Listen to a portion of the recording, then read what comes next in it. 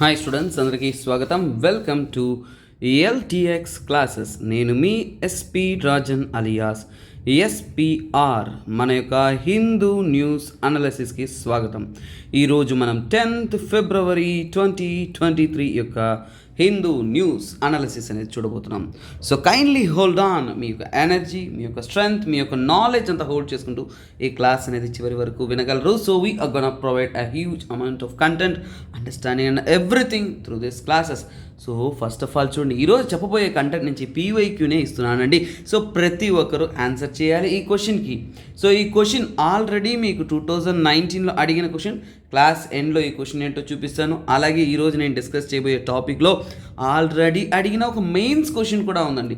So ఇప్పుడు మన Hindu news analysis ఎంత ఇంపార్టెంటో మీకు అర్థమై ఉంటుంది. సో అంటే ఏంటంటే మనం డిస్కస్ చేయబోయే టాపిక్స్ రిలేటెడ్ కంటెంట్ అనేది ఖచ్చితంగా యూపీఎస్సీలో గత సంవత్సరాల్లో అడుగున్నారు అంటే అడిగే అవకాశాలు ఎక్కువ. కాబట్టి హిందూ న్యూస్ అనాలిసిస్ మనం తప్పకుండా చదువుతుండాలి. అలాగే ఎప్పుడు యూపీఎస్సీకి మీరు కొత్తగా ఉన్నారు, ఐఏఎస్ డ్రీమ్ చేస్తున్నారంటే ఎలా స్టార్ట్ చేయాలి సార్? ఎన్సీఆర్టీతో స్టార్ట్ చేయాలి నాన్న, దట్ సింపుల్. సో ఎన్సీఆర్టీ కావాలంటే ఏంటి, మీకోసం మనము అద్భుతమైన ఫిబ్రవరి ఆఫర్ తెస్తున్నామని 15,000 రూపీస్ కాస్ట్ చేసే మన యొక్క NCERT foundation course class 6th నుంచి 12th వరకు కాస్ట్ చేసే కోర్స్ మీకు జస్ట్ 10,000కే ఇస్తున్నాం. Flat 5,000 rupees off. So kindly guys, మీ నైబర్హుడ్లో కానీ మీ ఫ్రెండ్స్ సర్కిల్లో కానీ ఎవరన్నా ఉన్నారు ఎన్సీఆర్టీ మంచి కోర్స్ కావాలనుకున్నారంటే కైండ్లీ రికమెండ్ చేయండి. సో వారి ప్రిపరేషన్స్ అనేది ఇంకా బెటర్ అవ్వే అవకాశాలు ఉంటుంది. సో తర్వాత చూడండి, fantastic February offer UPSC infinity live మరియు రికార్డింగ్. సార్ నాకు ఇంత కొంత కాదు సార్, మీ చెప్పే టీచింగ్ కానీ మీ క్వాలిటీ కానీ కంటెంట్ కూడా బాగుంది సార్, కానీ మేము అలాగే ఫుల్ కోర్స్ యూపీఎస్సీతో మీ యొక్క ఇన్స్టిట్యూషన్స్లోనే ప్రిపేర్ అవ్వాలి అనుకుంటున్నారా? So life time validity course మీకు సింగిల్ ఎండ్ పేమెంట్ 48,000 పే చేస్తే చాలు. సో ఫ్లాట్ డిస్కౌంట్గా 17,000 రూపీస్ ఫ్లాట్ ఆఫర్ అనేసి నిన్నటి వరకు 65,000 రూపీస్ కాస్ట్ చేసే కోర్స్ ఫిబ్రవరి 28th వరకు అద్భుతమైన ఆఫర్తో 48,000కే అందిస్తున్నామండి. సో లిమిటెడ్ టైం ఆఫర్ ఉంటున్నప్పుడు త్వరపడండి, త్వరగా షేర్ చేయండి. So let everybody get prepared. అలాగే చూడండి, offline. So UPSC infinity offline courses. Sir నేను ఒక అద్భుతమైన క్లాస్ ఎన్విరాన్మెంట్లో ఉంటూ స్టాఫ్ చెప్తున్న ప్రతి ఒక్క విషయాన్ని వింటూ నోట్స్ తీసుకుంటూ ఎక్సలెంట్గా ప్రిపేర్ అవ్వాలి సార్ అనుకుంటున్నారా? సో మీకోసం మనం ఆఫ్లైన్ బ్యాచెస్ అనేది అందిస్తున్నామండి. వైజాగ్ మరియు హైదరాబాద్ 2 ప్లేసెస్లో మన యొక్క ఆఫ్లైన్ బ్యాచెస్ అనేది నడుస్తున్నాయి. సో క్లాస్ ఎన్విరాన్మెంట్లో నేను వైజాగ్లో మీకు హిస్టరీ ఆల్రెడీ స్టార్ట్ చేస్తున్నాం. ఇండియన్ నేషనల్ మూమెంట్ ఊపందుకొని భయంకరంగా స్వతంత్ర పోరాటంలో పరిగెడుతూ ఉంది. అలాంటి ఇంకా ఇంట్రెస్టింగ్ క్లాసెస్ అనేది మనం అక్కడ అందిస్తున్నాం. You can come. Free demo classes ఉన్నాయి. సో ఫ్రీగానే క్లాసెస్ వినొచ్చు. So 3 days demo, free demo వినండి, అర్థం చేసుకోండి, క్వాలిటీ చెక్ చేసుకోండి. తర్వాత మీకు నచ్చితే కోర్స్ అనేది తీసుకొని ప్రిపేర్ అవ్వగలరు. సో ఫ్లాట్ డిస్కౌంట్ ఆఫర్ చేస్తున్నామండి. 58,000 రూపీస్కే మీకు లైఫ్ టైం వ్యాలిడిటీ ఉండే ఒక కంప్లీట్ కోర్స్. ఎక్కడా కూడా మన ఇండియా వైడ్ కూడా ఇంత లో కాస్ట్కి ఆఫ్లైన్లో ఇంత స్టాండర్డ్ డీటెయిల్ అనేది అందించలేదండి. This is assured. ఎందుకంటే we are the staff teaching over that. మేము చాలా ప్లేసెస్ చూసి మల్టిపుల్ అకాడమీస్ చూసి ఇక్కడ వచ్చి చెప్తున్నామండి. So we know the quality. So offline అనేది ఒక అద్భుతం అండి. You can visit and you can check and then you can prepare. So okay guys, optional infinity optional కోసం కూడా మనకు అద్భుతమైన ఆఫర్ ఇస్తున్నాం. 22,000కే మనం ఆప్షనల్ అందిస్తున్నాము. సో 5 ఆప్షనల్ చాయిసెస్ ఉన్నాయి. So you can opt the optional that is required. అలాగే all time access. So మిగతా ఆప్షనల్ కూడా మనం ఫ్రీ యాక్సెస్ ఇస్తున్నాం. స్టూడెంట్ ఫ్రెండ్లీగా మనము తీసుకెళ్తున్నాం ఎడ్యుకేషన్ అనేది. So next, here comes our beautiful course. Sir Hindu analysis బాగుంది, హిందూ సబ్జెక్ట్స్ బాగున్నాయి, కానీ నాకు రెగ్యులర్గా పీవైక్యూ స్పేస్లో కరెంట్ అఫైర్స్ కోర్స్ కావాలి సార్. కరెంట్ అఫైర్స్ రోజు అనలైజ్ చేస్తూ క్వశ్చన్ ఎలా ఉంటుంది, మేము అసలు ప్రిలిమ్స్ ఎలా క్లియర్ చేయాలి అని చాలామంది కన్ఫ్యూజన్ అవుతుంటారు. డైలీ 9 PM మనం లైవ్ క్లాస్ అనేది తీసుకుంటున్నామండి. లైవ్ మీరు ఇంటరాక్ట్ అవ్వచ్చు, మాతో డౌట్స్ ఉంటే అడగచ్చు. క్వశ్చన్స్ మనం ఇంటరాక్ట్ అవుతూ కూల్గా అండర్స్టాండ్ చేసుకుంటూ మనం నేర్చుకుంటూ పోదాం. ప్రిలిమ్స్ అండ్ మెయిన్స్కి యూస్ అయ్యే విధంగా మనం చూస్తాము. అలాగే హిందూ నుంచి, అలాగే ఇండియన్ ఎక్స్ప్రెస్, పిఐబి, టీటీఈ, అలా ప్రతి ఒక్క న్యూస్ పేపర్ నుంచి కలెక్ట్ చేయబడుతున్న ప్రిలిమ్స్ ఓరియంటెడ్ క్విజ్ ఎంసీక్యూస్ చూసాం. తర్వాత యోజన, కురుక్షేత్ర నుంచి mains level questions, weekly quizzes, ఇలా మంత్లీ గ్రాండ్ టెస్ట్, ఇవన్నీ కలిపి మీకు కరెంట్ అఫైర్స్ కోర్స్ అనేది అందిస్తున్నాం. Ultimate current affairs course just at the cost of 5,000 రూపీస్కి అండి. సో ఇలాంటి అద్భుతమైన అవకాశాలు మన ఛానల్లో అందిస్తున్నాం కాబట్టి మీరు పొందడం మాత్రం కాకుండా మీ ఫ్రెండ్స్తో కూడా షేర్ చేయొచ్చండి. ఈ క్వశ్చన్ల జోలికి నేను మళ్ళీ వస్తాను. సో ఒకసారిగా చూపిస్తా చూడండి. సో ఇది 2019లో ఐఏఎస్లో అడిగిన క్వశ్చనేనండి. ఇది చాలామంది మనం హల్చల్ రేపుతుంటాం కదా, మన యూట్యూబ్లో షార్ట్స్ కూడా ఐఏఎస్లో అడిగిన క్వశ్చన్ మీకు తెలుసా, ఐఏఎస్లో క్విజ్ ఏమడిగారో తెలుసా అని ఊరికే ఏదో పుకార్లు లేపుతుంటారండి. ఇది వాస్తవం అండి. 2019లో మనకు అడిగిన క్వశ్చన్ ఇది. So I need you to pass and comment. Video ఎండ్లో కూడా ఈ క్వశ్చన్ చూపిస్తాను. సో వీడియో బాగా చూడండి, పాస్ చేసుకోండి, ఆన్సర్ చేయండి క్వశ్చన్కి. నెక్స్ట్ అంటే ఈ టాపిక్ నేను చెప్పబోతున్నాను, అంటే దీనికి సంబంధితమైన టాపిక్ అనేది ఈరోజు నేను డిస్కస్ చేయబోతున్నాను. So that is what I'm gonna say. So తర్వాత చూడండి, ఇక్కడ critically examine the supreme court judgment. Supreme court అనేది national judicial appointments commission act 2014 2014లో జ్యుడిషియల్ అపాయింట్మెంట్ కమిషన్ అనేది గవర్నమెంట్ ఫ్రేమ్ చేసింది. దాని సంబంధితమైన సుప్రీంకోర్టు యొక్క జడ్జిమెంట్ ఏమైంది with reference to the appointments of judges of higher judiciary in India 2017లో 2017లో మెయిన్స్ లెవెల్లో అడిగిన క్వశ్చన్. సార్ మెయిన్స్లో ఎలా క్వశ్చన్స్ అడుగుతారు సార్, ప్రిలిమ్స్లో ఎలా అడుగుతారు సార్, చాలామంది అడుగుతారండి. మీ కళ్ళ ముందే ఉంది, ఇదే విధంగా అడుగుతారు. మనం కరెంట్ అఫైర్స్లో చదివిన టాపిక్స్నే వాళ్ళు రిలేట్ చేస్తూ అడుగుతారు. సో ఇదేంటి, so it appointment of judges in higher judiciary. ఈ ఆర్టికలే ఈరోజు నేను డిస్కస్ చేయబోతున్నాను. Let's get in to the class. Yeah, so first article ఏంటంటే small satellite launch vehicle D2 will lift off from Sriharikota today.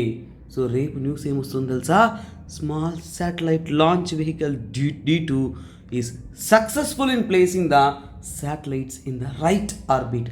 ఇది ఒక great success అండి. ఈ video తీసే టైంకి అంతా కూడా రాకెట్ లాంచ్ అయిపోయింది, సక్సెస్ కూడా అయింది. I had red that news also. So దాన్ని మీరు కూడా చూడబోతున్నారు. సో ఫస్ట్ ఆఫ్ ఆల్ రేపు న్యూస్లో కూడా ఇది ఉంటుంది. ఫస్ట్ ఆఫ్ ఆల్ మనం దీన్ని డీటెయిల్గా నేర్చుకుంటాం. అంతకంటే ముందు కొన్ని విషయాలు నేను మీకు చెప్పాలనుకున్నాను. సో మనకి ఒక గ్రేటెస్ట్ ఇన్స్పిరేషన్, సో మీ లైఫ్లో ఎప్పుడైనా గుర్తుపెట్టుకోండి, మీ లైఫ్లో ఒక గ్రేటెస్ట్ ఇన్స్పిరేషన్ ఏదన్నా ఉందంటే మన ఇస్రోనేనండి. సో మన శాటిలైట్ లాంచ్, మన సైంటిస్ట్ అనే వాళ్ళు గ్రేటెస్ట్ ఇన్స్పిరేషన్. ఏం సార్ అంత మాట అంటున్నారు, ఎందుకు సార్ అంటే ఇదే satellite SSLV small satellite launch vehicle అంటే ఏంటంటే చిన్న చిన్న శాటిలైట్స్, బరువు తక్కువగా ఉండే శాటిలైట్స్. ఫర్ ఎగ్జాంపుల్ చూడండి, మన దగ్గర ఒక పెద్ద వెహికల్ ఉందనుకోండి. సో ఫర్ ఎగ్జాంపుల్ సింపుల్గా చెప్తాను చూడండి, మన దగ్గర ఒక 43 ఇంచెస్ టీవీ ఉందండి. సో దాన్ని మోసుకెళ్ళడానికి లారీని పిలుస్తారా, లేదంటే ఏదో ఒక చిన్న ఆటో పిలుస్తారా నాన్న? సో ఆటో కానీ టెంపో ఆటో కానీ ఎందులో అయితే అది అకామిడేట్ చేయగలరు. మన వాళ్ళు ఐడియా చెప్తారు, సార్ నేను బైక్లో కూర్చొని నా ముందర పెట్టుకొని వెళ్ళిపోతాను సార్ అంటారు. So okay, if it is not ఆ సైజ్ సరిపోవట్లేదంటే దానికి తగినటువంటి చూస్తామే, కానీ పెద్ద లారీ అయితే పిలవము కదా. సో అంటే ఇదేనన్నా లాజిక్. అంటే SSLV అనేది ఏంటంటే మనకి PSLV ఉంది, ఓకేనా, అలాగే GSLV ఉంది. ఇవన్నీ ఏంటి నాన్న, చాలా హ్యూజ్, ఓకేనా. హ్యూజ్ అంటే హెవీ వెయిట్ని ఎక్కువ అంటే లార్జర్ డిస్టెన్స్కి తీసుకెళ్ళడానికి వెళ్ళిపోతున్నాయి. కాకపోతే ఇవి లారీ లాంటివి, హెవీ శాటిలైట్స్. కాకపోతే ఇవి హెవీ శాటిలైట్స్తో పాటు మైనర్ శాటిలైట్స్ ఎవరు తీసుకెళ్తారు? ఒక 8 కిలోల శాటిలైటు, 10 కిలోల శాటిలైటు, 20 kg శాటిలైట్, ఇలా చిన్న చిన్న శాటిలైట్స్ ఉన్నాయంటే ఎవరు మోస్తారు నాన్న, ఎవరు తీసుకెళ్తారు? దానికి మనకి ఒక చేంజ్ రావాలి కదా. అదే మన యొక్క SSLV అంటే ఒక మినీ ఆటో లాగా అనుకోండి. తక్కువ వెయిట్ని మోస్తుంది, తక్కువ దూరం తీసుకెళ్తుంది. సార్ తక్కువ దూరం అంటే ఎంత సార్? లో ఎర్త్ ఆర్బిట్. మళ్ళీ సార్ లో ఎర్త్ ఆర్బిట్ అంటే ఏంటి సార్? వాటన్నిటికీ నేను టెక్నికల్ టర్మ్స్కి వస్తాను. అంతకంటే ముందు ఇన్స్పిరేషన్ చెప్పారు, అదేదో మనకి ఏలేదు, అది కూడా కాస్త ఇస్తే కాస్త మేము కూడా బూస్ట్ అవుతామంటారు కదా. సో దానికోసం చెప్తున్నాను చూడండి. SSLV లాస్ట్ ఇయర్ D1 అనేది లాంచ్ చేసిందన్న. ఏప్రిల్లో ఏమో 2022లో D1 అనేది లాంచ్ చేసింది. కాకపోతే రెండవ స్టేజ్ అనేది ఫెయిల్యూర్ అయ్యింది నాన్న. రెండవ స్టేజ్ ఫెయిల్యూర్ అయ్యింది. సో చాలామంది తక్కువ అంచనా వేసినారు ఎవరిని, మన ఇస్రోని. ఇదేమి కొత్త కాదు నాన్న, మన సైంటిస్ట్ కొత్త కాదు, మన ఇండియాలో ఉంటున్న గూస్ బంప్స్ మూమెంట్ నాన్న. మీరు రాకెటరీ మూవీ చూస్తున్నారు అంటే that's an great inspirations. So ఇక్కడ చూడొచ్చు, మన ఇస్రో అనేది చాలాసార్లు ఫెయిల్ అయింది. ప్రపంచమంతా కూడా మనం చూసి నవ్వింది. కానీ మామ్ మిషన్ మార్స్కి ఫస్ట్ అటెంప్ట్లో సక్సెస్ అయింది ఎవరన్నా ఉన్నారంటే మనకి ఎస్ఎస్ఎల్వి. సరే ఈ D1 ఫస్ట్ అటెంప్ట్లో ఓడిపోయింది, సరే అంతటితో ఆగిపోతుందా, దాని ప్రయత్నం నిలిచిపోతుందా అంటే లేదు, D2 తీసుకొచ్చారు. సో సెకండ్ శాటిలైట్ లాంచ్ సక్సెస్ఫుల్గా లాంచ్ చేశారండి. So this is what a greatest inspirations. Failures రావచ్చు, ఓడిపోవచ్చు, వర్క్ కాకుండా పోవచ్చు, మీరు ట్రై చేసిన ఏ సిద్ధాంతమైనా కానీ ఏదో ఒక మూమెంట్లో నెగటివేట్ అవ్వచ్చు. బట్ థింగ్ ఈజ్ దట్ పర్సర్వరెన్స్ అంటే ఏంటంటే మనం ఓడిపోతున్న ప్రతి ఒక్కసారి కింద పడుతున్న నెక్స్ట్ బౌన్స్ అనేది ఇంకా గ్రేట్ హైట్కి ఉండాలి, కానీ సక్సెస్ వైపు ఉండాలి, కానీ అయ్యో అమ్మ ఏంటి ఇది ఈ లైఫ్ అని ఆగిపోకూడదు. That is what this SSLV gives an inspiration to many many many Indians. First of all ఈ టాపిక్లోకి వస్తాము. So Indian space research organisation ISRO వచ్చేసి సో కొత్తగా ఒకటి డెవలప్ చేశారు. దాన్ని మనం స్మాల్ శాటిలైట్ లాంచ్ వెహికల్స్ అంటాం. చిన్న తరహా రాకెట్స్ని లాంచింగ్కి ఇది మన ఇండియాలో అంటే ఈరోజు 10th ఫిబ్రవరి నాడు 9:18 AM లాంచ్ చేయబోతున్నారు. సో ఎక్కడి నుంచి? సతీష్ ధవన్ స్పేస్ సెంటర్, షార్ అని అంటాం. సో గుర్తుపెట్టుకోండి, ఇది లాంచ్ వెహికల్. సో ఇస్రో అనేది ఆర్గనైజేషన్. మనము చిన్న చిన్న విషయాల్ని కూడా యూపీఎస్సీలో చాలా జాగ్రత్తగా గుర్తుపెట్టుకోవాలి. ఇస్రో అంటే ప్లేస్ కాదు, ఇస్రో అంటే ఆర్గనైజేషన్. సో ఎస్ఎస్ఎల్వి అంటే ఏంటి? దాన్ని తీసుకెళ్లే ఒక వస్తువు, ఆటోలాగా గుర్తుపెట్టుకోవాలి. మనం సింపుల్గా గుర్తుపెట్టుకోవాలి, సబ్జెక్ట్ని కాంప్లెక్స్ చేయకూడదు, ఓన్ బ్రెయిన్ వాష్ చేయకూడదు, సింపుల్. మనము ఆటోలో వస్తువులు ఎత్తుకుపోతాం, అలాగే శాటిలైట్ ఎత్తుకొని పోవడానికి మనకు ఒక ఎక్విప్మెంట్ కావాలి. ఆ ఎక్విప్మెంటే మన శాటిలైట్ లాంచ్ వెహికల్. అంటే ఇది ఒక వెహికల్ అన్నమాట. తర్వాత చూడండి, సో ఎస్ఎస్ఎల్వి తర్వాత షార్ అనేది ప్లేస్ నాన్న, Satish Dhawan space centre. So SHAR centre ఎక్కడుందంటే శ్రీహరికోటలో, ఆంధ్ర యొక్క సౌత్ సైడ్ పులికాట్ లేక్ దగ్గర మనకి ఈ షార్ అనేది లొకేట్ అయింది. సో మీరు ప్రతి ఒక్కటి కూడా పిన్ టు పిన్ అనేది గుర్తుపెట్టుకోవాలి. సో అలాగే ఈ యొక్క శాటిలైట్ గురించి మనము ఎగ్జామ్ పాయింట్ ఆఫ్ వ్యూలో ఏం చదవాలి? ఫస్ట్ ఆఫ్ ఆల్ చూడండి. So first of all SSLV ఎలా ఫంక్షన్ అవుతుంది, ఏముంటుంది అనే ఒక కాన్సెప్ట్ తెలుసుకోవాలి. అంటే ఎగ్జామ్ పాయింట్ ఆఫ్ వ్యూలో ఒక ఆర్టికల్ వస్తే ఆ ఆర్టికల్ నుంచి మనం అర్థం చేసుకోవాల్సిన విషయం. తర్వాత చూడండి, లో ఎర్త్ ఆర్బిట్లో ప్లేస్ చేస్తుంది కాబట్టి అసలు ఈ లో ఎర్త్ ఆర్బిట్ ఏంటి, దాని సంగతి ఏంటి తెలియాలి. తర్వాత ఏంటంటే సో ఇక్కడ మనము కొన్ని శాటిలైట్స్ లాంచ్ చేస్తున్నాం కదా, అవి ఏవి అంటే వారు తీసుకెళ్తున్న శాటిలైట్స్ అనేది ఏంటి, ఇవన్నీ కూడా ఫ్యాక్ట్స్ వస్తాయి. ఇవన్నీ కూడా మీకు ప్రిలిమ్స్లో అద్భుతంగా హెల్ప్ అవుతుంది.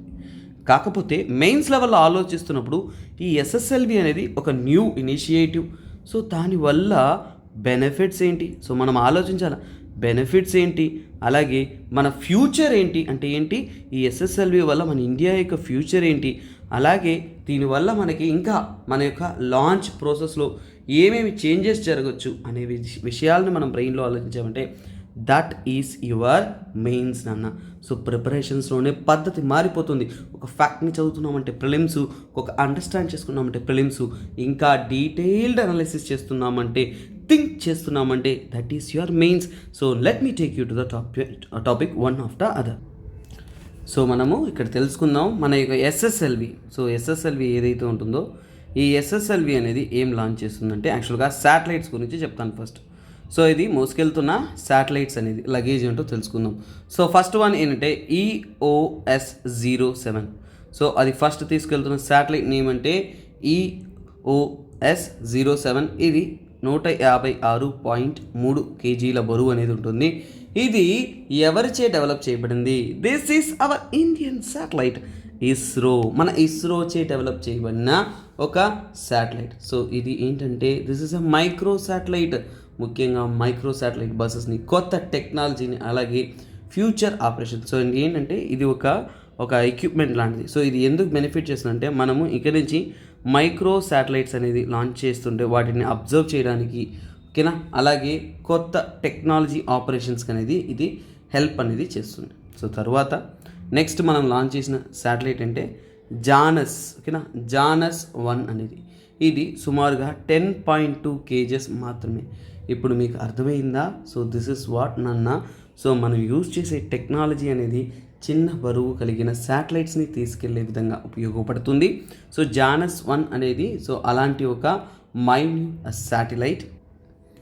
ఈ జానస్ అనేది యుఎస్ ఫర్మ్కి చెందిన అంటే యుఎస్కి చెందిన కంపెనీ ఆంటరిస్. సో అదేంటంటే ఆంటరిస్ అనే ఒక సాఫ్ట్వేర్ డెవలప్మెంట్, సాఫ్ట్వేర్ ప్లాట్ఫామ్ యొక్క శాటిలైట్. ఇది ముఖ్యంగా ఏంటంటే ఒక technology demonstrated, new technology demonstration కోసం ఉపయోగిస్తారు. సో ఇది కొత్త టెక్నాలజీని తీసుకొచ్చే విధంగా వారు దీని ద్వారా టెస్ట్ అనేది చేస్తున్నారు. సో నెక్స్ట్ శాటిలైట్ ఏంటంటే this is what you need to remember అన్న, ఎగ్జామ్కి చాలా ఇంపార్టెంట్, మనం గుర్తుపెట్టుకోవాలి. ఆజాదీ శాట్ 2. సో ఇదేంటి ఆజాదీ శాట్? సో అంటే ఇది జస్ట్ 8.7 kgs మాత్రమే, 8.7 kgs మాత్రమే ఉంటున్న శాటిలైట్. కాకపోతే అద్భుతం ఏంటంటే 750 గర్ల్స్ వెళ్తున్నా.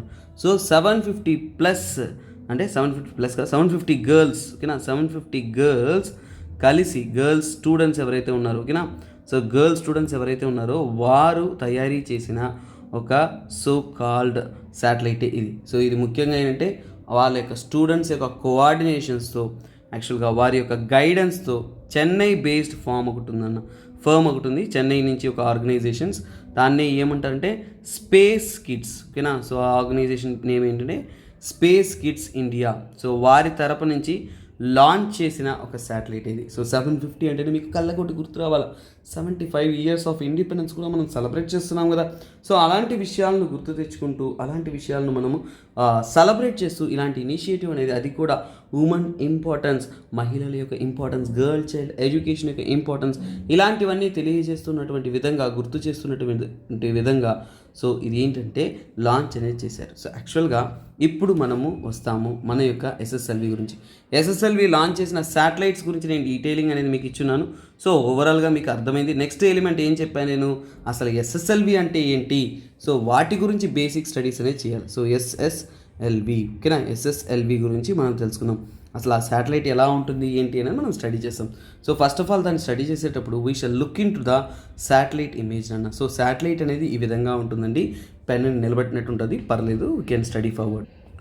సో ఒకసారిగా ఈ ఇమేజ్ చూడండి, శాటిలైట్ అలా ఎలా ఉంటుంది, దాని యొక్క స్టేజెస్ అనేది డైరెక్ట్ ఇమేజ్ ద్వారా నేను ఎక్స్ప్లెయిన్ చేస్తాను. చూడండి ఒకసారిగా, that helps you a lot. So ఇక్కడ చూడండి, ఇది కోర్ బేస్ అంటారు. సో ఇక్కడ ఫిన్స్ ఉంటాయి, అంటే చిన్న చిన్న రెక్కల్లాగా చేపలకి ఎలాగైతే ఉంటుందో, సో అలాంటి ఫిన్స్ అనేది ఇక్కడ ఉంటాయి. So this is to the propellant, అంటే గైడ్ చేయడానికి వాటికి హెల్ప్ అవుతుంది. తర్వాత మనకి ఏముంటుందంటే, so here comes our first stage. So ఇక్కడ ఏంటంటే మనకి ఈ పార్ట్లో మనకి ఫస్ట్ స్టేజ్ అనేది ఉంటుంది. ఫస్ట్ స్టేజ్ అనేది ఎలా ఉంటుందంటే, ఈ ఫస్ట్ స్టేజ్ అనేది ఎప్పుడు కూడా అంటే సాలిడ్ మోటార్గా ఉంటుంది, సాలిడ్ మోటార్గా ఉంటుంది. తర్వాత మనకి ఏంటంటే, so after this we have this one. So ఇక్కడ చూడండి, ఈ పార్ట్లో ఏంటంటే వెంటెడ్ ఇంటర్ స్టేజ్ అంటారు. దాన్ని ఏమంటారంటే, let me take a short pen. So so ఇక్కడ ఉన్న దాన్ని మన ఈ పార్ట్ని ఏమంటామంటే, this is called as the వెంటెడ్, వెంటెడ్ inter stage అని అంటారు. వెంటర్ ఇంటర్ స్టేజ్ అని అంటారు, అది మధ్యలో ఉంటుంది. దాని తర్వాత వెళ్ళారు అంటే, సో ఫర్దర్గా ఈ పార్ట్ ఏదైతే ఉంటుందో దీన్నే మనం సెకండ్ స్టేజ్ అంటాం. సో యాక్చువల్గా ఈ సెకండ్ స్టేజ్ అన్నప్పుడే మీరు గుర్తు రావాలి, లాస్ట్ టైం ఫెయిల్యూర్ కారణం ఏంటంటే ఈ పార్ట్లో ఈ యొక్క సెన్సార్ అనేది మిస్ఫంక్షన్ అయినట్టు చెప్తున్నారు. సో అందుకనే అది సరిగా ఫంక్షన్ కాలేదంటున్నారు. తర్వాత ఇక్కడ సో ఈ పార్ట్ని మనం ఏమంటే థర్డ్ స్టేజ్గా కన్సిడర్ చేస్తాం. This is called as the third stage. ఈ థర్డ్ స్టేజ్ కూడా ఏంటంటే this is also a solid motor. So ఇది కూడా సాలిడ్ మోటార్ అనేది ఉంటుంది. తర్వాత ఈ పార్ట్, సో దీన్ని ఏమంటామంటే మనం ఈ పార్ట్ని ఏమంటాం పేలోడ్ అంటాం. పేలోడ్ ప్లేస్ అంటాం. సో ఫర్ ఎగ్జాంపుల్ అంటే పేలోడ్ కానీ ఎక్విప్మెంట్ కానీ క్యారింగ్ ప్లేస్, ఎక్విప్మెంట్ బే అని కూడా అంటారు. సో యాక్చువల్గా ఈ పేలోడ్ ఏంటంటే మనం లాంచ్ చేసే శాటిలైట్ ఏదైతే ఉందో, సో మనం లాంచ్ చేసే శాటిలైట్స్ 3 చెప్పాను కదా, జానస్, అలాగే ఆజాదీ శాట్, ఈఓఎస్, అవన్నీ ఎక్కడ ఉంటుందంటే ఇక్కడే ఉంటుందన్న.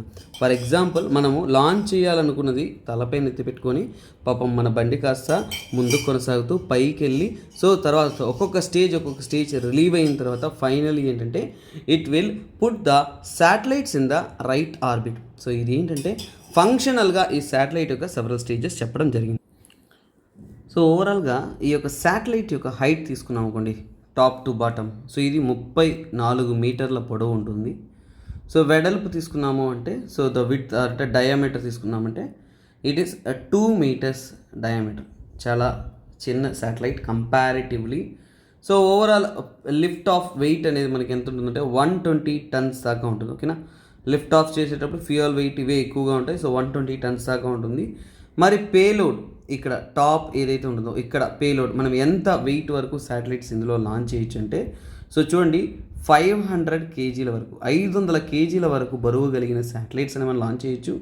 అవి ఏదైనా కానీ మనము సో 500 కిలోమీటర్స్ వరకు, ఇది కొద్దిగా ఈజీ మనం గుర్తుపెట్టుకోవడం, 500 కేజీ 500 కిలోమీటర్ అంతే కదా.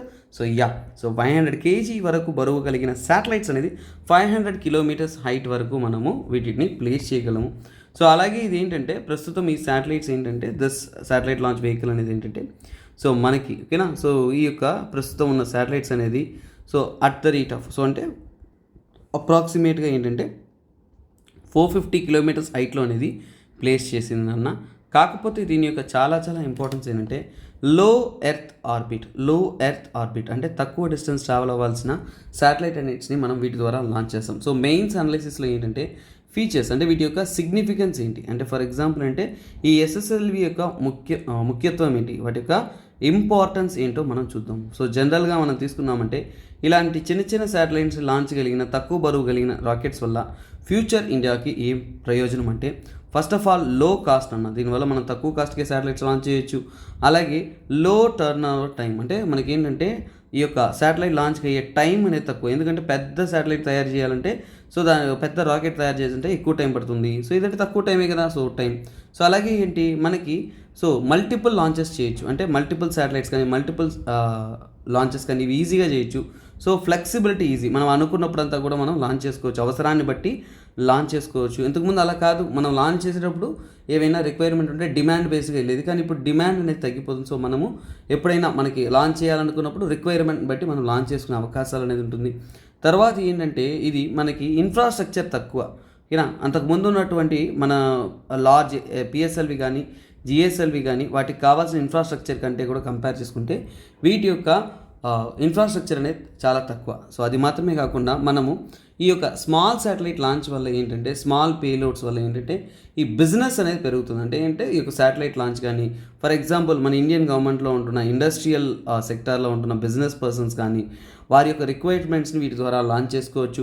గవర్నమెంట్ ఏజెన్సీస్ వీటి ద్వారా లాంచ్ చేసుకోవచ్చు. యూనివర్సిటీస్ ఏమన్నా ఉంటే వాటి కోసం లాంచ్ చేసుకోవచ్చు. ఓవరాల్గా ఏంటంటే సో స్పేస్ స్టడీకి సంబంధితమైన ఇంపార్టెంట్ వర్క్స్ అంతా కూడా క్విక్గా లాంచ్ చేసుకునే అవకాశం ఉంటుంది, కాస్ట్ సేవింగ్ ఉంటుంది. ఇంకా ఏంటంటే మనం ప్రైవేట్ ప్లేయర్స్ని కూడా ఇంటర్ఫేర్ చేసుకునే ఛాన్సెస్ అనేది ఫ్యూచర్కి ఉంటుంది.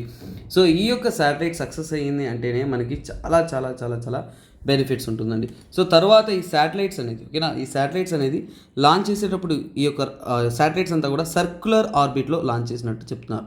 ఈయన సర్క్యులర్ ఆర్బిట్లో లాంచ్ చేసినప్పుడు మనకి వెంటనే మైండ్లో తట్టాల్సింది అంటే అసలు ఈ సర్క్యులర్ ఆర్బిట్ అంటే ఏంటి, ఇది కాకుండా ఇంకో ఆర్బిట్ ఉందండి, elliptical orbit. So elliptical orbit ఒకటి ఉంది, సో ఇంకోటి ఏంటంటే సర్క్యులర్ ఆర్బిట్ ఉంది. సింపుల్గా అర్థం చేసుకోవాలంటే సర్క్యులర్ ఆర్బిట్ అంటే ఏంటంటే భూమి ఇలా ఉందంటే భూమి చుట్టూ తిరుగుతున్న శాటిలైట్స్ అనేది ఈక్వల్ డిస్టెన్స్లో తిరుగుతుంది. So at any point equal distance from the ఎర్త్లో తిరుగుతుందంటే దాన్నే మనం ఏమంటే సో సర్క్యులర్ ఆర్బిట్ అంటాం. అంటే సర్క్యులర్గా సో ఎర్త్ చుట్టూ సర్క్యులర్గా తిరుగుతుందంటే దాన్నే మనం సర్క్యులర్ ఆర్బిట్ అంటాం. మరి ముఖ్యంగా ఈ ఎలిప్టికల్ ఆర్బిట్ అంటే ఏంటి, సో ఎర్త్ ఇలా ఉంటే సో కొద్దిగా ఎలిప్టికల్ నేచర్లో సర్క్యులర్ కాకుండా ఎలిప్టికల్ నేచర్లో అవి తిరుగుతున్నాయంటే వాటిని ఈ యొక్క ఎలిప్టికల్ ఆర్బిట్ అంటాం. కాకపోతే ఎలిప్టికల్ ఆర్బిట్ అనేది ఒక రకంగా టెంపరరీ ఆర్బిట్ అండి. So this is a temporary orbit. So already ఇలాంటి టాపిక్ సంబంధితమైన క్వశ్చన్స్ అనేది మీకు ఎప్పుడు వచ్చిందంటే ఇంతకుముందు కూడా యూపీఎస్సీలో 2018 ప్రిలిమ్స్లో ఓకేనా, 2018 ప్రిలిమ్స్లో మీకు పిఎస్ఎల్వి సంబంధితమైన న్యూస్లో ఉంటే అదే క్వశ్చన్ మీకు రావడం అనేది జరిగింది. సో అందుకే ఇంపార్టెంట్. తర్వాత 2019 మెయిన్స్లో యూపీఎస్సీ 2019 మెయిన్స్లో తీసుకున్నారంటే దీనికి సంబంధితమైన క్వశ్చన్ వచ్చింది. సో అందుకే ఆ క్వశ్చన్ కూడా నేను మీకు చెప్తా చూడండి. వాట్ ఈస్ ఇండియాస్ ప్లాన్ ఓకేనా, what is India's plan to have its own its own space station. So చూడండి ఫ్యూచర్లో మన ఇండియా ఇంత ఫాస్ట్గా డెవలప్ చేస్తున్నారు కదా, సో మనకి స్పేస్ స్టేషన్ కావాలి అనుకునే ఇండియా ప్లాన్ అనేది ఏంటి and how will it benefit our space program. So space ప్రోగ్రామ్ని ఇది ఎలా బెనిఫిట్ చేస్తుంది అనేది అడిగారు. సో ఇది మనకి యూపీఎస్సీ మెయిన్స్. కానీ ఈ యూపీఎస్సీ మెయిన్స్లో మీరు ఎస్ఎస్ఎల్వి చెప్పకుండా ఈ మెయిన్స్ ఆన్సర్ని రాయలేరండి. ఎందుకంటే ఎస్ఎస్ఎల్వి అది పనిగా మనకి లో ఎర్త్ ఆర్బిట్లో లాంచ్ చేయడానికి. స్పేస్ స్టేషన్ ఎప్పుడూ కూడా మనకి లో ఎర్త్ ఆర్బిట్లోనే ఉంటుంది. సో ఈ లో ఎర్త్ ఆర్బిట్ తెలిసి ఉండాలి. తర్వాత ఈ స్పేస్ స్టేషన్ సంబంధితమైన ఎస్ఎస్ఎల్వి అంటే మనం తక్కువ బరువు కలిగిన వస్తువులు త్వరగా మనం స్పేస్ స్టేషన్ ఫ్యూచర్లో స్థాపిస్తే వాటిని తీసుకెళ్లాలంటే ఖచ్చితంగా ఎస్ఎస్ఎల్వి అనేది ఒక వర్క్ హార్స్లా పనిచేస్తుంది. సో అంటే ఏంటంటే ఈ మెయిన్స్ క్వశ్చన్కి ఈ టాపిక్కి చాలా దగ్గర సంబంధం ఉంది. ఇది 2019లో మీకు అడిగిన యూపీఎస్సీ క్వశ్చన్, కానీ మనకి అప్పుడే ఎస్ఎస్ఎల్వి కూడా న్యూస్లో ఉండింది. సో అందువల్ల దీని యొక్క ఇంపార్టెన్స్ అనేది చాలా ఇంపార్టెంట్. ఎందుకంటే స్పేస్ స్టేషన్ లో ఎర్త్ ఆర్బిట్లో ఉంటున్నప్పుడు ఇలాంటి టాపిక్స్ని ఇంక్లూడ్ చేయకుండా మనం మెయిన్స్ ఆన్సర్ అనేది ఫుల్ఫిల్ చేయలేం. So let us go to the next topic of our current affairs. So మీకు ఒక క్వశ్చన్ అడుగుతాను. లో ఎర్త్ ఆర్బిట్ అనేది ఎంత డిస్టెన్స్లోగా ఉంటే లో ఎర్త్ ఆర్బిట్ అంటారు? కైండ్లీ కమెంట్ చేయండి. సో ఇక్కడ నెక్స్ట్ అద్భుతమైన question. Women can pray in segregated spaces. So నాన్న రీసెంట్గా ఆల్ ఇండియా ముస్లిం పర్సనల్ లా బోర్డ్ AIMPLB అంటారు. సో మన ఇండియా వైడ్ ఉంటున్న ముస్లిం పర్సనల్స్ కోసం ఒక లా బోర్డ్ అనేది ఉంది నాన్న. సో ఆ బోర్డ్ తరపు నుంచి కూడా ఒక సింపుల్ జడ్జ్మెంట్ అంటే వారి యొక్క స్టేట్మెంట్ అనేది వచ్చింది. ఎందుకంటే ఇది కోర్ట్ ప్రొసీడింగ్స్లో ఉండింది. సో అందులో ఏంటంటే ఇక నుంచి ఇస్లాంలో ముస్లిం ఉమెన్ని కూడా చాలా చాలా important, women also allowed in to the masks. So దీంట్లో లీగల్ ఇష్యూస్ చాలా ఉన్నాయి, వీటికి సంబంధితమైన చాలా వర్డ్స్ ఉన్నాయి. దాన్నే మనం ఏమంటామంటే టెంపుల్ ఎంట్రీ మూమెంట్. సో చూడండి, టెంపుల్ ఎంట్రీ మూమెంట్ అనేది 2016, ఓకేనా, 2016 ఆ టైమ్స్ 2015, 16 ఆ టైంలో బాగా హల్చల్ రేపింది. అంటే ఆడవారికి కూడా టెంపుల్లోకి ఎంటర్ అయ్యాలి, ముఖ్యంగా అయ్యప్ప స్వామి టెంపుల్లో కూడా ఉమెన్ని అలో చేయాలనేసి, ఇంకా సెవరల్ టెంపుల్స్లోకి ఉమెన్ని రెస్ట్రిక్ట్ చేస్తున్నారు. సో అలా రైజ్ అవుతున్న కేసుకి సంబంధితమైన ఫార్వర్డ్లాగే పూణేకి చెందిన ఒక యాక్టివిస్ట్ అడ్వకేట్ ఫర్హా అన్వర్ హుస్సేన్ షేక్ వారు ఏంటంటే ఇలాంటి ఒక అఫిడవిట్ వేసి అక్కడ నుంచి ఫర్దర్గా కొనసాగినప్పుడు ఆ టెక్నికల్ టర్మ్స్ మనకు అవసరం లేదు. బట్ ఇక్కడ చూడండి, వీరు ఏంటంటే ఇక్కడ నుంచి ఏంటంటే ఉమెన్ కూడా మాస్క్లోకి అలౌడ్ అనేది తెలియజేయడం జరిగింది ఈ స్టేట్మెంట్. కాకపోతే ఈ స్టేట్మెంట్ ద్వారా ఏంటంటే ఉమెన్ని మనం ప్రొహిబిట్ చేయకూడదు, వారికి హక్కు ఇస్తామన్నారు. అంటే వారికంటూ సెగ్రిగేటెడ్గా ఒక స్పేస్ ఇచ్చి ఆ స్పేస్లో అంటే ఇండివిజువల్ స్పేస్లో ఏంటంటే వారు మాస్క్లో అనేది నమాజ్ అనేది చదువుకోవచ్చు అనేది తెలిపారు. కాకపోతే చూడండి, ఇక్కడ however free intermixing genders in common space is not conformity in the position of prescribed Islam. ఈ స్టేట్మెంట్ చాలా ఇంపార్టెంట్. ఇస్లాంలో ఎక్కడ కూడా రెండు జెండర్స్ కలిసి అంటే మేల్ అండ్ ఫీమేల్ కలిసి మాస్క్లో ఇలాంటి కాల్ ప్రేయర్స్ అందిస్తారు అనేది ఇస్లామిక్లో కానీ ఎక్కడా కూడా తెలపడం అనేది చేయలేదు.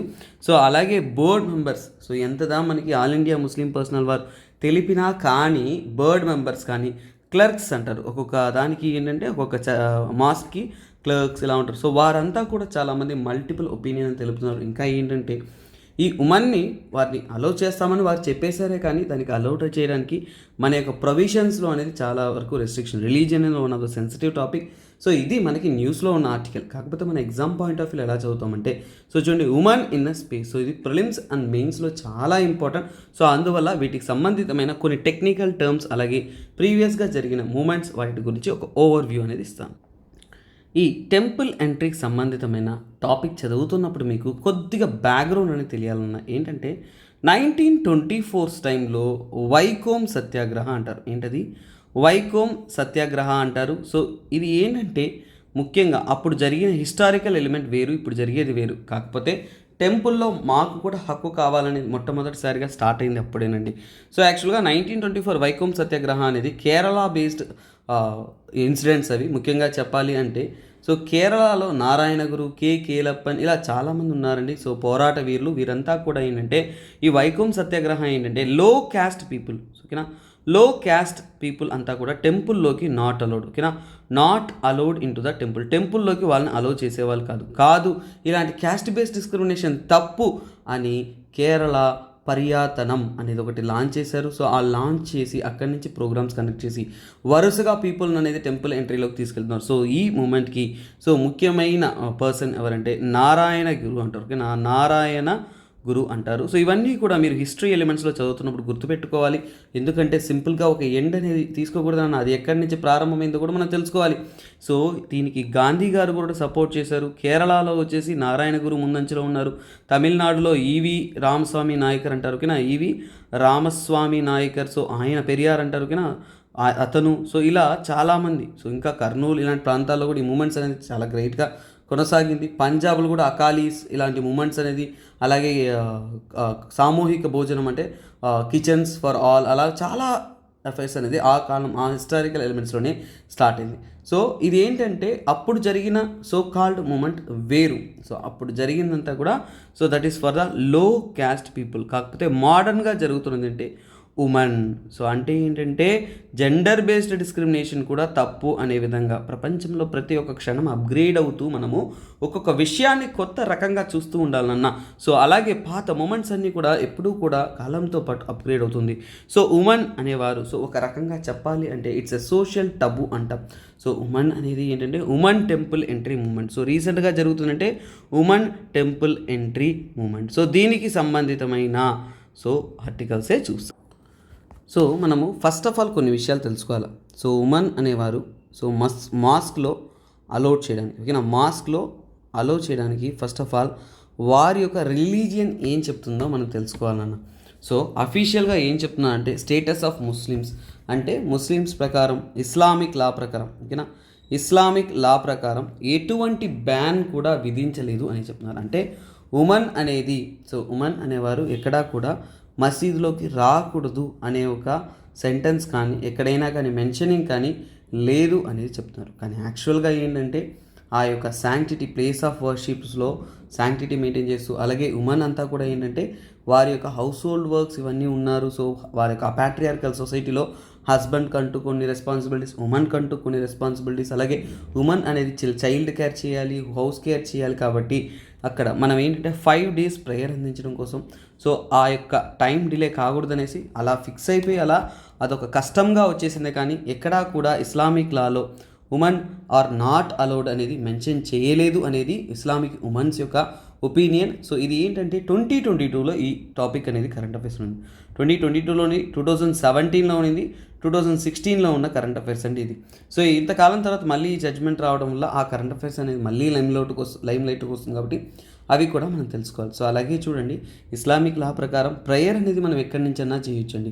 సో అంటే ఏంటంటే ప్రేయర్ అనేది హోమ్ దగ్గర అంటే ఇంటి వద్ద నుంచి కూడా ప్రే అనేది చేయొచ్చు. సో అందుకే ఉమెన్ అనేది ఏంటంటే ప్రాహిబిట్ అనేది చేయలేదు కానీ ఎక్సెంప్ట్ చేస్తున్నారు. అంటే ఏంటంటే ఎక్కువగా మేల్ ఎలా అంతా అందరూ కూడా అక్కడ వర్క్ చేస్తుంటారు కాబట్టి సో వారి రెస్పాన్సిబిలిటీని బట్టి వారు ఇంటికాడ ఉన్నారని చెప్తున్నారు.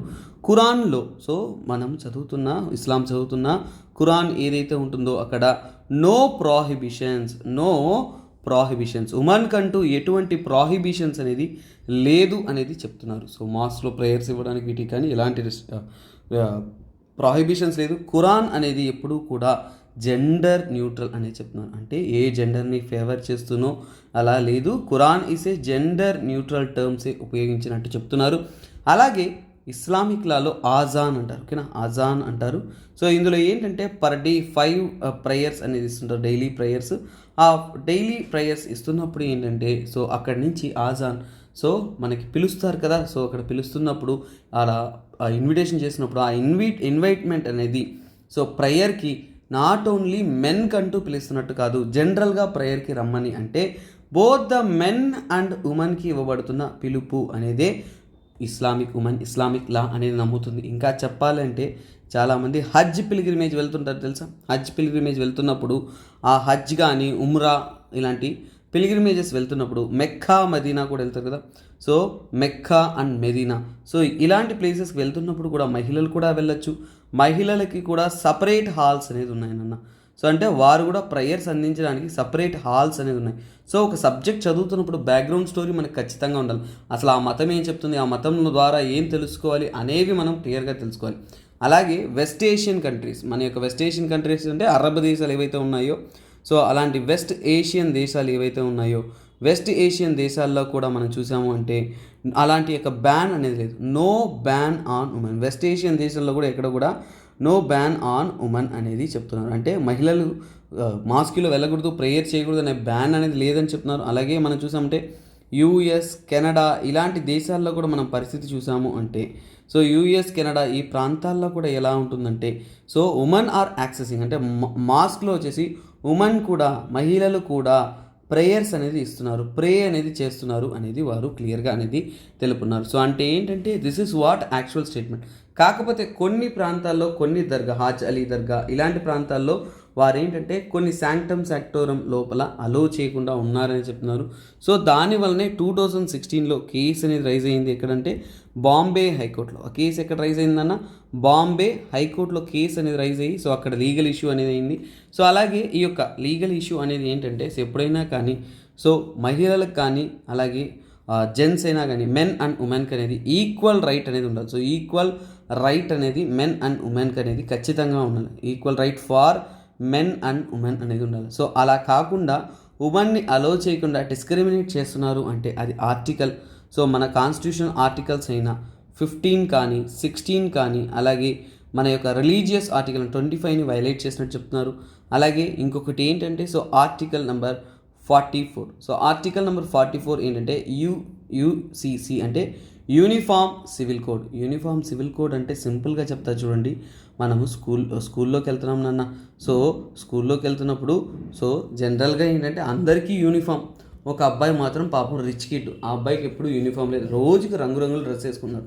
మనం ఒప్పుకుంటామా అండి? లేదు కదండి. సో ఇప్పుడు 10 మంది మనం ఒక చోట చదువుతున్నామంటే సో అందరూ కూడా ఒకేలా యూనిఫామ్ వేసుకురావాలే కానీ ఒకరు ఇంకొకలా ఉండదు. సో అంటే చట్టం అనేది అంటే హిందువులు, ముస్లిం అని భేదాలు లేకుండా యూనిఫామ్ సివిల్ కోడ్ ఉండాలనేదే మనకి ఆర్టికల్ 44. సో అంటే హిందూ టెంపుల్స్లో అలో చేసినప్పుడు ఇస్లాం మాస్క్లో కూడా అలో చేయాలనేది వారు దీని ద్వారా చెప్పాలనుకునేది. సో ఇవన్నీ కూడా ఏంటంటే right to equality, right to equal opportunity, తర్వాత ఏంటంటే మన యొక్క రిలీజియస్ రైట్స్ని గుర్తిస్తుంది. కాన్స్టిట్యూషనల్గా కూడా వీటి ద్వారా ప్రొటెక్ట్ అనేది చేస్తున్నారు అనేది చెప్పారు. సో ఇది మనకి కేసులో ఉంది. అలాగే 2019లో కూడా చూసారంటే సుప్రీంకోర్టు జడ్జిమెంట్ అనేది వచ్చింది. ఏంటి? శబరిమల కేసులో కూడా ఏంటంటే సుప్రీంకోర్టు ఏం చెప్పింది?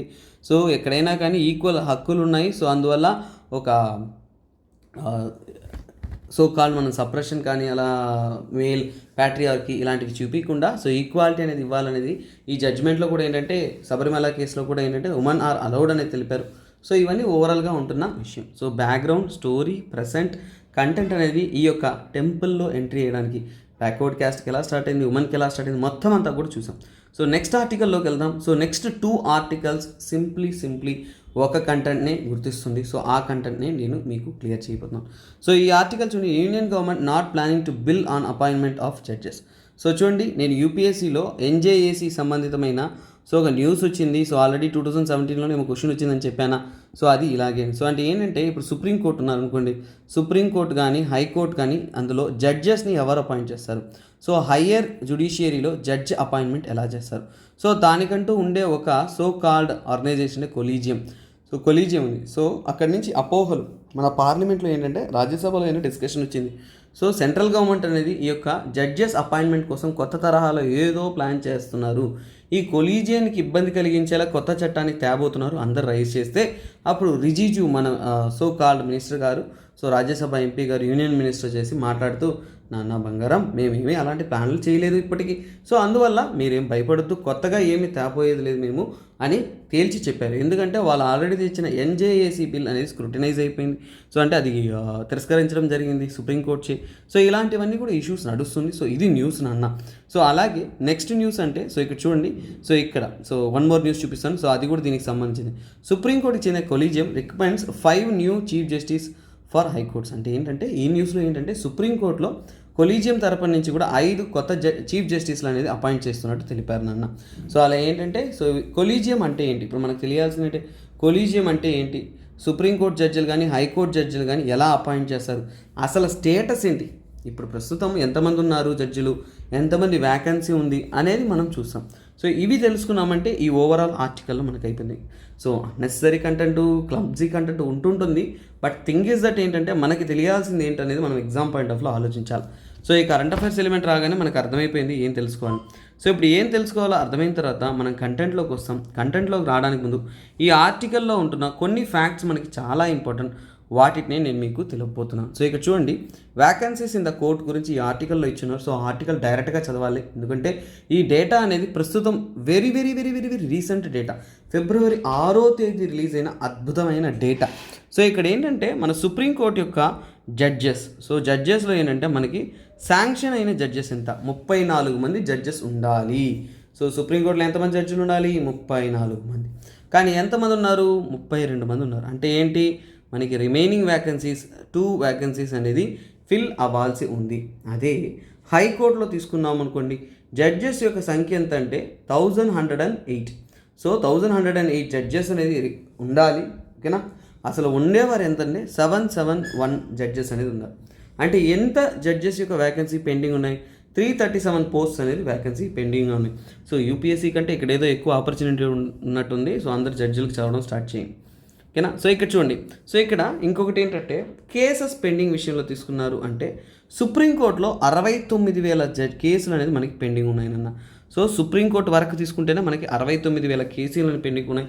అపాయింట్మెంట్కి కేసులకి ఏంటి సార్ సంబంధము నన్న, ప్రాపర్గా జడ్జెస్ అనేది మనం అపాయింట్ చేస్తేనే అవన్నీ ఫిల్ అవుతుంది. So that is very important. తర్వాత ఏంటంటే ఓవరాల్ హైకోర్ట్స్లో పెండింగ్ కేసెస్ మనకి 60 లక్షల కేసులు ఉన్నాయి. వామ్మో, ఫిబ్రవరి 1 ప్రకారం 60 లక్షల కేసులు.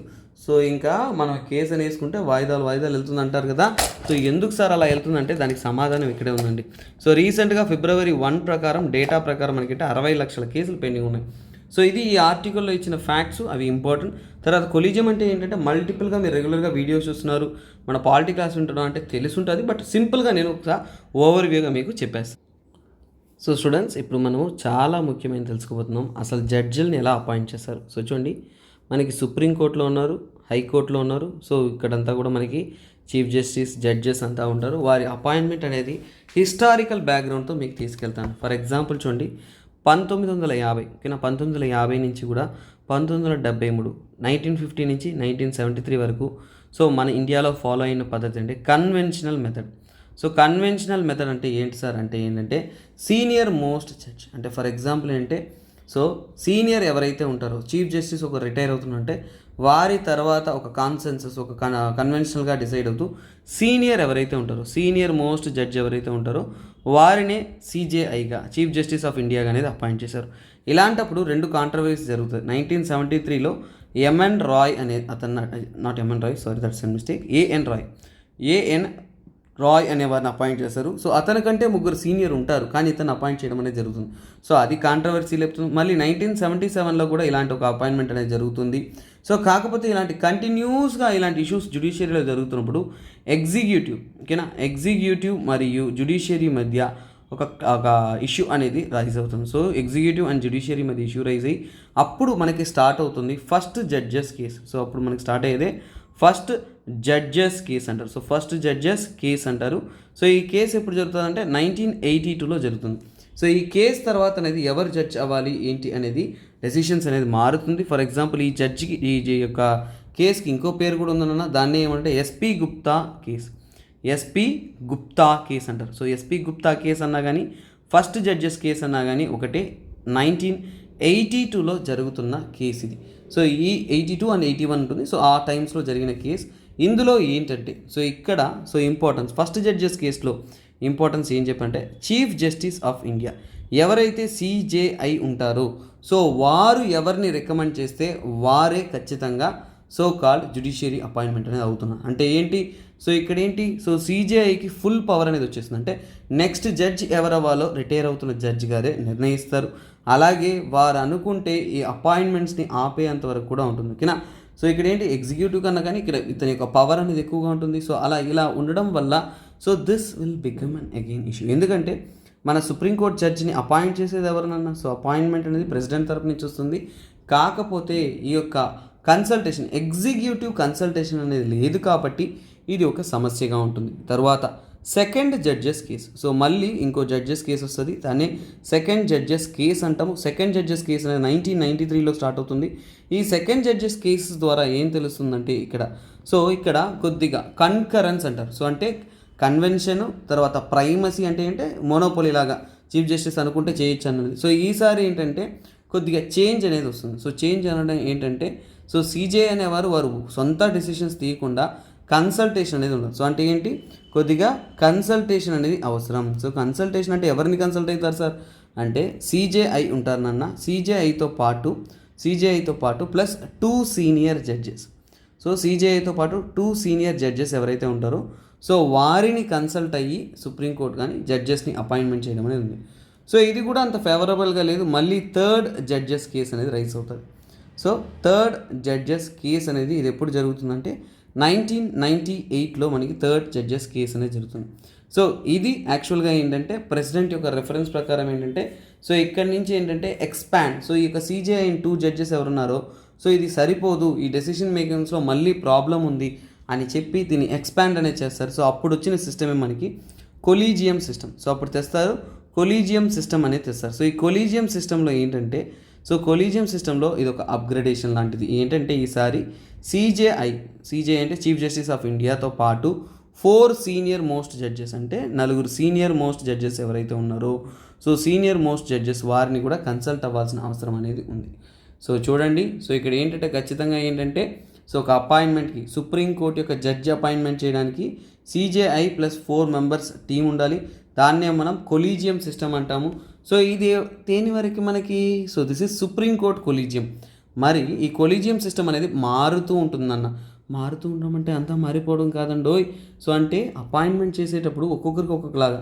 ఫర్ ఎగ్జాంపుల్ ఇంతమంది ఈ కొలీజియం అనేది సుప్రీంకోర్టు జడ్జికి అపాయింట్ చేయడానికి ఇది. మరి హైకోర్టు జడ్జికి ఎంతమంది కావాలి? హైకోర్టులో ఎవరినన్నా అపాయింట్ చేయాలంటే మనకి ఎప్పుడు కూడా అంటే CJI chief justice of India plus 2 senior most judges చాలు. సో హైకోర్టు అపాయింట్మెంట్స్ వేరు. సో హైకోర్టు అపాయింట్మెంట్స్కి ఏంటంటే సో ఖచ్చితంగా ఏంటంటే 2 జడ్జెస్ ఉంటే చాలు. సో తర్వాత నెక్స్ట్ ఏంటంటే మనకి ట్రాన్స్ఫర్. సో ఇప్పుడు హైకోర్టు జడ్జి ఉన్నారనుకోండి, హైకోర్టు జడ్జిని ట్రాన్స్ఫర్ చేయాలి అనుకోండి, ట్రాన్స్ఫర్కి కూడా మనకి ఖచ్చితంగా డిస్కషన్ అనేది జరగాలి. ఒకరు అనుకుంటే చేసేయలేరు కదా. సో అంటే దీనికి కొద్దిగా ఎక్స్ట్రా పవర్ అంటే ఏంటంటే 4 సీనియర్ జడ్జెస్ ఓకేనా, 4 సీనియర్ జడ్జెస్ ప్లస్ సీజేఐ. తర్వాత ఏంటంటే సో ఏ హైకోర్టు నుంచి ట్రాన్స్ఫర్ చేయాలనుకుంటున్నారో సో ఆ హైకోర్టు నుంచి 2 మెంబర్స్ ఓకేనా, 2 జడ్జెస్ అనేది ఉన్నారు. 2 జడ్జెస్ ఎక్కడి నుంచి నన్నా ఏ హైకోర్టు నుంచి వారిని ట్రాన్స్ఫర్ చేయాలనుకున్నారో, ఏ కారణం కింద చేయాలనుకున్నారో వాటిని స్టడీ చేస్తూ 2 జడ్జెస్ అనేది ఖచ్చితంగా రిక్వైర్మెంట్. సో ఇలా ఉంటున్నదే collegium system. Sir collegium system ఇలా ఉంది సార్ అంటే ఏంటి? కొలీజియం సిస్టంలో మీరు అర్థం చేసుకోవాలని అద్భుతం ఏంటంటే సో ఇక్కడ జడ్జెస్ని అపాయింట్ చేస్తారా కానీ ఎగ్జిక్యూటివ్కి సే లేదు. అంటే ఎగ్జిక్యూటివ్ అనుకుంటే ఏం చేయలేము. సో కాకపోతే ఇలాంటి ఒక సిస్టాన్ని మార్చడానికి 2014లో ఇప్పుడుంటున్న ఎన్డీఏ గవర్నమెంట్ ఓకేనా, సో ఇక బీజేపీ గవర్నమెంట్ అనేది కొత్తగా ఒక విషయం తెచ్చారన్న. అంటే ఏంటంటే 99th amendment act. So 99th amendment act. Sir నాన్న మన క్లాసెస్ వింటున్నారు అంటే జస్ట్ వింటే చాలు, క్లియర్ కట్గా డీటెయిల్గా వింటే చాలు, అద్భుతంగా ఏ సబ్జెక్ట్ అయినా మనకి స్వర్గంలో అలా నేర్చుకుంటూ ఉంటాం. సో 99th అమెండ్మెంట్ యాక్ట్లో ఏంటంటే సో ఒక బిల్ తెచ్చారు. దాన్నే ఏమంటారు నేషనల్ జ్యుడిషియల్ అపాయింట్మెంట్ ఓకేనా యాక్ట్ ఓకేనా, లేదంటే నేషనల్ జ్యుడిషియల్ కమిషన్ యాక్ట్ అంటారు ఓకేనా, నేషనల్ జ్యుడిషియల్ కమిషన్ యాక్ట్ అంటారు, ఎన్జేఏసీ అంటాం ఓకేనా. సో అపాయింట్మెంట్స్ యాక్ట్ అని కూడా అంటారు, కమిషన్ యాక్ట్ అన్న అపాయింట్మెంట్స్ యాక్ట్ అన్న ఒకటే. సో జ్యుడిషియరీలో అపాయింట్మెంట్లో చేంజ్ చేయాలి అనుకున్న ఒక యాక్ట్ ఇది. అంటే ఇక్కడ నుంచి ఏంటంటే ఈ ఎన్జేఏసీలో మనకి ఇప్పుడు కొలీజియం మీకు క్లియర్గా అర్థమైంది కాబట్టి ఈ కొలీజియం సిస్టాన్ని రిప్లేస్ చేస్తూ మనం కొత్త సిస్టమ్ తెస్తాము అనుకున్నారు. సో అందులో ఏంటంటే ఈసారి కొలీజియం అనేది కాకుండా అందులో ఇక్కడ నుంచి అపాయింట్మెంట్స్ వాటికి కూడా ఒక టీం ఎన్జేఏసీలో ఎవరెవరు ఉన్నారంటే సీజేఐ ఉంటారు, చీఫ్ జస్టిస్ ఆఫ్ ఇండియా ఉంటారు, ప్లస్ 2 సీనియర్ మోస్ట్ జడ్జిలు ఉంటారు ఓకేనా, 2 సీనియర్ మోస్ట్ జడ్జిలు అనేవారు ఉంటారు ఓకేనా, సీనియర్ మోస్ట్ జడ్జెస్ ఉంటారు. వారితో పాటు ఈ యొక్క ఎన్జేఏసీలో ఎవరు ఉంటారంటే లా మినిస్టర్ కూడా ఉంటారు. ఎవరది? లా మినిస్టర్, ఎగ్జిక్యూటివ్ యొక్క ఇన్వాల్వ్మెంట్ లా మినిస్టర్. తర్వాత ఏంటంటే 2 eminent person. So 2 best ever qualified persons ఎవరైనా ఉన్నారనేది కమిటీ తరపు నుంచి నిర్ణయించడం జరుగుతుంది ఓకేనా. ఎమినెంట్ మెంబర్స్ 2 ఎమినెంట్ మెంబర్స్ ఎవరైతే ఉన్నారో సెలక్షన్ కమిటీ నుంచి సో వారిని ఎన్నుకోవడం జరుగుతుంది. సో ఇలా ఈ యొక్క సుప్రీంకోర్టు కానీ హైకోర్టు యొక్క జడ్జెస్ అపాయింట్మెంట్కి ఇలాంటి ఒకటి సిస్టమ్ స్టార్ట్ చేయాలి అన్నారు. కాకపోతే లక్కీ ఏం తెలుసా, 2015లో సుప్రీంకోర్టు అనేది దీన్ని అన్కాన్స్టిట్యూషనల్గా తెలిపారు. ఏంటి అన్కాన్స్టిట్యూషనల్, ఇది కాన్స్టిట్యూషన్కి విరుద్ధం, ఇది కాన్స్టిట్యూషన్కి విరుద్ధం, this is not a right thing అన్నారు. సో వెంటనే ఏంటని సో దీన్ని తిరస్కరించడం అనేది జరిగింది, అన్కాన్స్టిట్యూషనల్ డిస్కస్ చేశారు. అలాగే డైరెక్ట్గా ఈ యొక్క అపాయింట్మెంట్ ప్రొసీజర్ అనేది ఏంటంటే కొట్టివేయడం అనేది జరిగింది. సో ఇక్కడితో ఏంటి, ఇక్కడ నుంచి ఎన్జేసీ అనే టాక్ లేదు. సో ఇది అన్కాన్స్టిట్యూషనల్. అలాగే దీని యొక్క సో కాల్డ్ ఇండిపెండెన్స్, అంటే జుడిషియరీ అనేది ఒక ఇండిపెండెంట్ బాడీనన్న. సో ఇండిపెండెంట్ బాడీగా ఉండడం, ఓకేనా, ఇండిపెండెంట్ బాడీగా ఉండడం అనేది పోతుంది, జుడిషియరీ యొక్క ఇండిపెండెన్స్ అనేది పోతుంది. అందువల్ల మేము ఎగ్జిక్యూటివ్ అంతా ఇన్వాల్వ్ చేయమంటారు. సరే సరే సరే సరే సరే ఇప్పటిదాకా అర్థమైందంటే ఏంటి, ప్రెసిడెన్స్ పర్స్పెక్టివ్లో హిస్టారికల్ ఎలిమెంట్స్ అంతా కూడా నేను చెప్పడం జరిగింది. తరువాత వస్తుంది మన మెయిన్స్ స్టడీనన్న. అసలు సమస్య ఏంటి, అసలు కొలీజియం ఉంది కదా, కొలీజియం అనేది ఉంది కదా, ఈ కొలీజియంతో మనకు వచ్చిన సమస్య ఏంటి, ఎందుకు అలా గవర్నమెంట్లని మార్చాలనుకుంటున్నారు, so what is the issue అనేది అడిగితే ఏంటంటే చూడండి, exclusion of executive. So exclusion of executive, ఇక్కడ ఎగ్జిక్యూటివ్కి పవర్ ఎక్కడుందన్న, ఎగ్జిక్యూటివ్ అనేది లేదు డెసిషన్ మేకింగ్లో, వారిని అకౌంటబుల్ తీసుకోలేకపోతున్నాం, అడ్మినిస్ట్రేటివ్ బాడీ అనేది తీసుకోలేకుండా సో క్యాండిడేట్ని చాయిస్ చేసి ఎలా, కరెక్ట్ కాదు కదా. ఇంకోటి జడ్జెస్లో అంతా కూడా ఎంత సెక్యూర్డ్గా అంటే వాళ్ళలో వాళ్ళే జరుగుతున్నప్పుడు ఏంటంటే ఫేవరెటిజం ఉంది. సో ఎవరికి వాళ్ళు జడ్జి ఫేవరెట్ అయిన వాళ్ళని చెప్పేయచ్చు కదా నాన్న. సో ఫేవరెటిజం ఎక్కువగా ఉంది. తర్వాత నెపోటిజం, వారి యొక్క ఫేవరబుల్, వారి యొక్క తనయులు, ఇలా నెపోటిజం అనేది కూడా ఎక్కువగా ఉందనేది తెలుపుతున్నారు. సో మనకంతా బాలీవుడ్లో, టాలీవుడ్లో ఇక్కడంతా నెపోటిజం ఉందంటున్నారు, మన జ్యుడిషియరీలో కూడా నెపోటిజం ఉందని తెలుపుతున్నారు నాన్న. తర్వాత ఏంటంటే చెక్స్ అండ్ బ్యాలెన్సెస్, కొన్నిసార్లు ఏంటంటే వీటి యొక్క బ్యాలెన్స్డ్ ఆర్గాన్, ఈ కొలీజియం అనేది బ్యాలెన్స్డ్గా వర్క్ చేయట్లేదు అనేది అంటున్నారు. అంటే మిస్యూస్ ఎక్కువ చేయబడుతుంది. ఎందుకంటే సో ఇప్పుడు జడ్జెసే ఉన్నారు కాబట్టి ఇంకెవరు దాన్ని ప్రశ్నించే హక్కు లేదు కాబట్టి అదొక డేంజర్ అంటున్నారు. మిస్యూస్ చేసే ఛాన్సెస్ ఎక్కువ ఉందంటున్నారు. తర్వాత ఇది ఒక క్లోజ్ డోర్ మెకానిజం. సో బయటకు తెలపడం అనేది జరుగుతుంది, ఎవరిని ఎందుకు ఎప్పుడు అపాయింట్మెంట్ చేస్తున్నాం అనేది అఫీషియల్గా ఆన్సరబుల్ అనేది ఒకసారి అనౌన్స్ చేశారంటే వారేనండి జడ్జి, ఇంకా దాంట్లో మార్చేది అనేది ఖచ్చితంగా ఉండదు. సో క్లోజ్ డోర్ మెకానిజం అంటారు. సో క్లోజ్ డోర్ మెకానిజం అన్నప్పుడు సో బయట ఉన్న వారికి ఎవరికి కూడా ఈ యొక్క ట్రాన్స్పరెన్సీ కానీ అలాగే ఎందుకు ఎవరిని సెలెక్ట్ చేస్తున్నారు అనేది తెలియచేయరు. సో ఇది ఒక సమస్య. సో ఎందుకంటే ఎప్పుడు కూడా ప్రజల కోసం చేస్తున్న ఏ విషయమైనా కానీ పరిపాలనలో ఓపెన్ ఎండెడ్గా ఉండాలి, అందరికీ తెలిసే విధంగా ఉండాలి. తర్వాత ఏంటంటే అన్ఈక్వల్ రిప్రజెంటేషన్ అంటాం. అన్ఈక్వల్ రిప్రజెంటేషన్ అంటే ఏంటి, సో మహిళలను సక్రమంగా, అలాగే అన్ని ఫర్ ఎగ్జాంపుల్ ఏంటంటే అన్ని కులం వాళ్ళు కానీ అన్ని క్యాస్ట్ వాళ్ళు కానీ ప్రాపర్గా రిప్రజెంటేషన్ జరుగుతుందా లేదా, ఆ పర్సంటేజ్ ఆఫ్ రిప్రజెంటేషన్ ఉందా లేదా అనేది అతిపెద్ద సమస్యగా అనేది ఉంది. సో అలాగే రాబోయే కాలంలో ఏంటంటే so vacancies, number of so called vacancies ఎక్కువగా ఉన్నాయి, నెంబర్ ఆఫ్ కేసెస్ పెండింగ్గా ఉన్నాయి. సో ఇలాంటి సమస్య ఉన్నప్పుడు జ్యుడిషియరీ యొక్క ఫంక్షన్ అనేది ఇంకొద్దిగా అప్గ్రేడ్ అవ్వాల్సిన అవసరం అనేది ఉంది. కాబట్టి ఎగ్జిక్యూటివ్ మరియు జ్యుడిషియరీ కలిసి పనిచేస్తేనే మన యొక్క జ్యుడిషియల్ సిస్టంలో మనము బెస్ట్ ఎవర్ చేంజెస్ తీసుకురావచ్చు అనేది ఉద్దేశం. సో అందుకనే ఈ యొక్క జ్యుడిషియల్ అపాయింట్మెంట్ కానీ కొలీజియం అనేది చాలా చాలా ఇంపార్టెంట్. సో మీరు ఎన్నన్నా చదవండి, బెస్ట్ ఎవర్ ఆర్టికల్ ఈ యొక్క వ్యూ చూస్తే చాలు, సింపుల్గా క్యూట్గా మనకి టాపిక్ అనేది అర్థమైపోతుంది. ఇలాంటి మల్టీ ఇండెడ్ స్టడీ కోసం మీరు తప్పకుండా మన ఛానల్ అనేది ఫాలో అవుతురండి. నేను మీ SP Rajan alias SPR. Video నచ్చిందంటే తప్పకుండా కమెంట్ కూడా చేయండి, ఎందుకంటే మీ యొక్క ఎవ్రీ కమెంట్ అనేది మీకోసం మేము చేసే ఈ యొక్క ప్రయత్నం మీకు అందించడం కోసం, ఇంకా డీటెయిల్ అనాలిసిస్ కోసం ఇంకా అనేది హెల్ప్ అవుతుంది. So kindly keep supporting. This is me SPR signing off. Have a nice day. So ఇక్కడ మీకోసం క్వశ్చన్ రిప్రజెంట్ చేస్తున్నాను, మర్చిపోకుండా ఈ క్వశ్చన్కైనా ఆన్సర్ అనేది చేయగలరు. సార్ మీరు ఆన్సర్ చెప్పొచ్చు కదా సార్, ఎక్స్ప్లెయిన్ చేయొచ్చు కదా సార్ అని అడుగుతారు. నాన్న అదే నాన్న. సో మీరు ఇది ప్రీవియస్ ఇయర్ క్వశ్చన్స్ కాబట్టి మీరు ఖచ్చితంగా చదవాల్సింది, మీరే టైం స్పెండ్ చదవాలి కాబట్టి సో దీనికి ఆన్సర్ అయితే నేను చెప్పబోయేది లేదు. సో ఎంతమంది రైట్ ఆన్సర్ ఇస్తారో చూద్దాం. సో డైరెక్ట్ ఒక యూపీఎస్సీ ఎగ్జామ్లో పార్టిసిపేట్ చేస్తున్నట్టు అలా పార్టిసిపేట్ చేసి ఆన్సర్ చేయగలరు. అలాగే మెయిన్స్ క్వశ్చన్ కూడా నేను మీకు చెప్పడం జరిగింది. సో ఇప్పుడు ఈ యొక్క చాప్టర్ ఎక్స్ప్లెయిన్ చేసిన తర్వాత ఈ యొక్క టాపిక్ అనేది, ఈ యొక్క మెయిన్స్ క్వశ్చన్కి అనేది అద్భుతమైన ఆన్సర్ అని మీరు రాయగలరు నాన్న. So that is what Hindu article నుంచి డైరెక్ట్గా ప్రిలిమ్స్కి క్వశ్చన్ వచ్చింది, మెయిన్స్కి question. That is what the importance of your Hindu analysis. And also for more contents stay tune. Bye, take care.